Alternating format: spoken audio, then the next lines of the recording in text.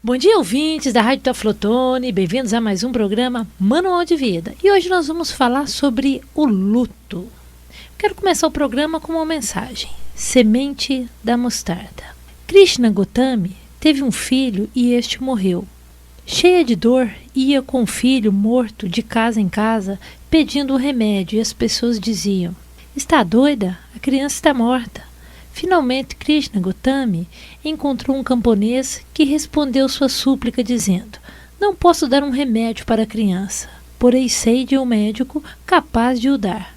E Krishna Gotami respondeu: suplico-te que me digas quem é, vai ver o Buda. Krishna Gotami foi ver o iluminado e exclamou chorando: Senhor, Senhor meu e mestre, meu filho estava brincando entre as flores e tropeçou numa serpente que se enroscou no seu braço. Ficou logo pálido e silencioso. Não posso aceitar que ele deixe de brincar, ou que deixe o meu colo. Senhor meu mestre, dá-me o remédio que cure meu filho. O iluminado respondeu: sim, irmã, há uma coisa que pode curar teu filho e a ti. Se puderes consegui-la, porque os que consultam os médicos tomam o que lhes é receitado. Procura uma simples semente de mostarda preta, porém só deves receber de uma casa onde nunca tenha entrado a morte, onde não tenha ainda morrido pai, mãe, filho, nem filha, nem irmão, nem irmã, nem escravo, nem parente. Aflita, Krishna Gotami foi de casa em casa pedindo o grão de mostarda. As pessoas se compadeciam dela e lhe davam. Porém, quando ela pergunta se já tinha morrido alguém naquela casa, lhe respondiam: ah, poucos são os vivos e muitos os mortos. Não despertes nossa dor. Agradecida, ela lhes devolvia a mostarda e dirigia-se a outros que lhes diziam: aqui está a semente, porém já morreu nosso escravo. Aqui está a semente, porém o semeador morreu entre a estação chuvosa e a colheita, e não encontrou nenhuma casa onde não tivesse morrido alguém. Krishna Gotami voltou chorosa para o iluminado, dizendo-lhe: ah, Senhor, não pude encontrar mostarda em casa, onde não tivesse havido morte. Então, entre as flores silvestres, na margem do rio, deixei meu filho, que não queria mamar nem sorrir, e volto para ver teu rosto e beijar teus pés, suplicando-te que me digas onde encontrar essa semente, sem deparar ao mesmo tempo com a morte. Pois, apesar de tudo, não posso crer na morte do meu filho, como todos me disseram, e temo tenha acontecido. O mestre respondeu-lhe: minha irmã, procurando o que não podes encontrar, achaste o amargo bálsamo que eu queria dar-te. Sobre teu seio, o ser que amas dormiu hoje o sono da morte. Agora já sabes que todo mundo chora uma dor semelhante à tua.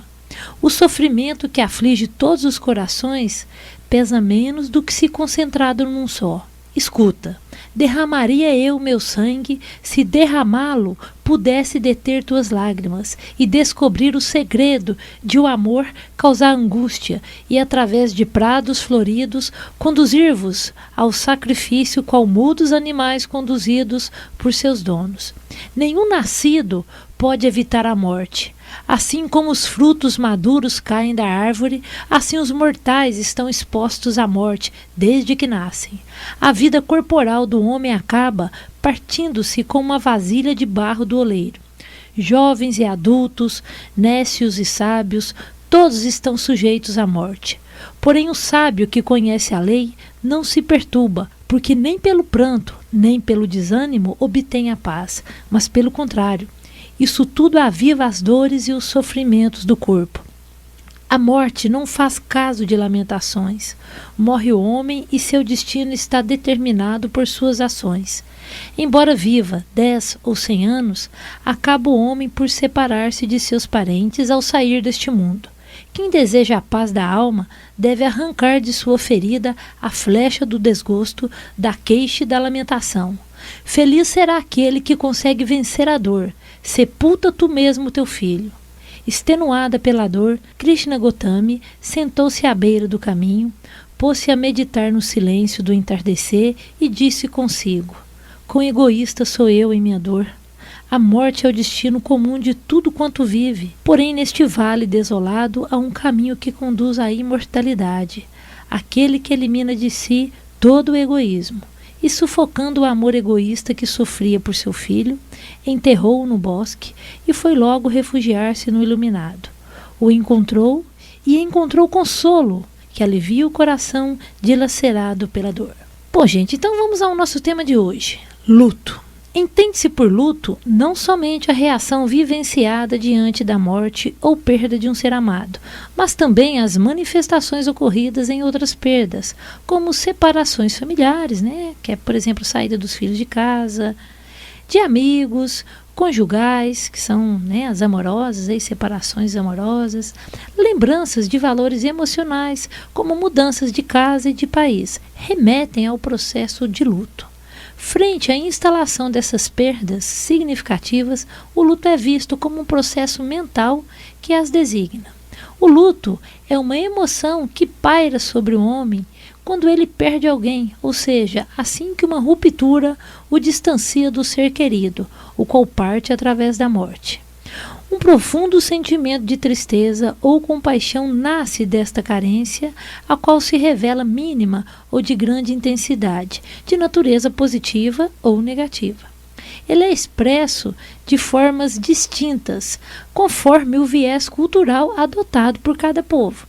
Em diferentes comunidades, por exemplo, recorre-se à utilização de trajes com variadas colorações, as quais apontam a existência do luto.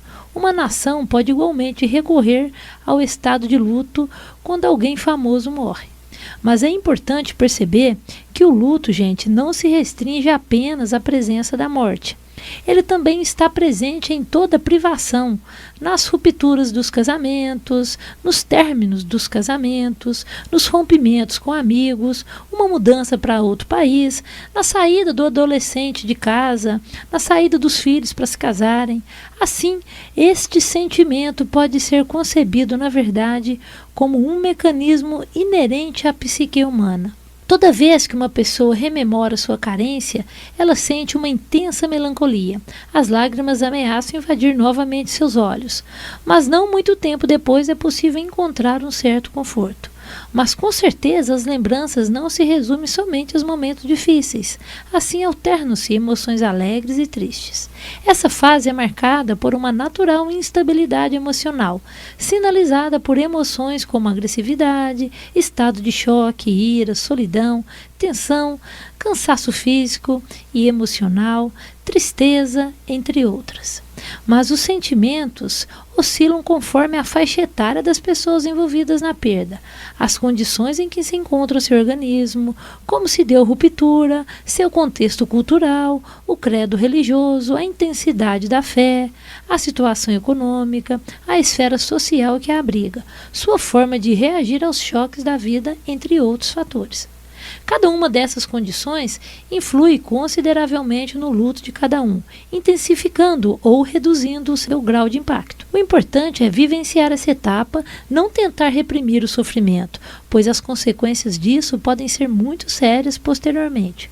Não se pode precisar exatamente quanto tempo durará essa fase da vida, mas com o tempo a dor vai perdendo a intensidade e as pessoas acabam retomando sua rotina, o que não exclui certos momentos de retomada do luto. É mais difícil lidar com o luto familiar, pois este sentimento pode despertar neste ambiente uma conjuntura crítica, especialmente no que se refere às mudanças de performance necessárias quando se perde alguém dentro do lar, pois as tarefas daquele que partiu precisam ser agora transferidas para outra pessoa. Esse momento complexo pode provocar na evolução familiar uma séria paralisia, a qual com certeza caracterizará o luto deste grupo de indivíduos.